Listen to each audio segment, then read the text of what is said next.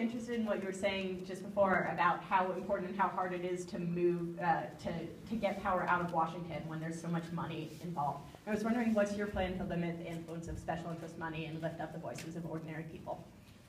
Well, you know, look, again, this is not like a mystery here, okay? I was a state senator. I wrote a budget then. My colleagues didn't like it. I went to Congress. I fought for Pentagon reform. Do you know, guess how many friends I made when I limited the production of the B-2 bomber? So many. Well, I mean, think about how they build an airplane.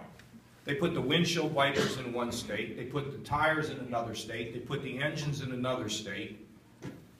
You cannot be an effective public servant when you have anybody, your friends or special interests, who tell you how to do your job. Now, if that's what you're going to do, why do you think I'd be doing this? To get elected to this job? I mean, I don't need to do this. So why would I try to rent myself out for anybody else?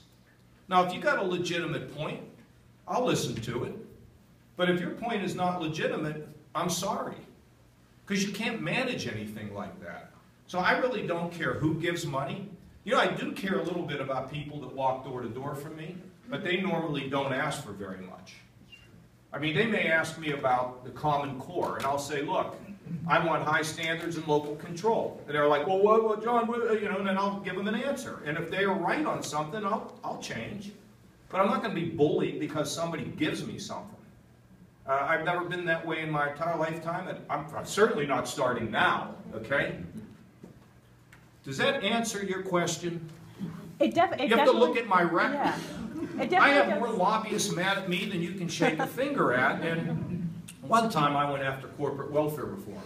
And the Business Roundtable in Washington invited me to their dinner so I could present what it was I wanted to take away from them. So I got up to speak and I said, just think about this. If I hadn't introduced this bill to cut a bunch of your programs, I'd be serving the dinner, not eating a dinner, okay? It's just the way it goes. Yes, sir.